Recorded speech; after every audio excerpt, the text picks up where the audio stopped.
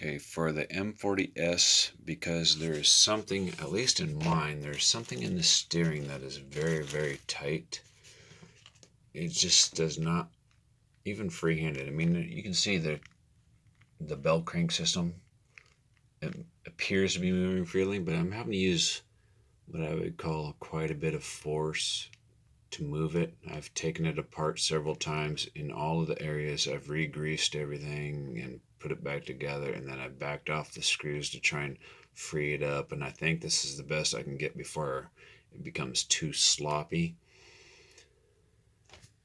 And it still didn't help. I actually have two servos mounted in a push-pull configuration, and then you can see what happens here. You hear that? There's nothing. There's no gears, there's no motor whine. It's actually stripped out. Something inside here is actually stripped out, despite wiring two servos. Granted, these are only 9 grams each, so 18 grams in a push-pull configuration.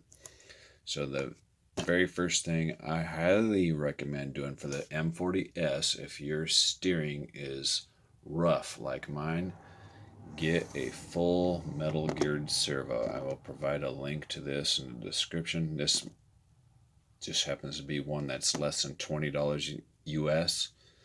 I don't know if it's any good yet or not, but I'm going to put it in. It appears, at least when I run it, appears to be working. It's pretty heavy. It's got an aluminum body.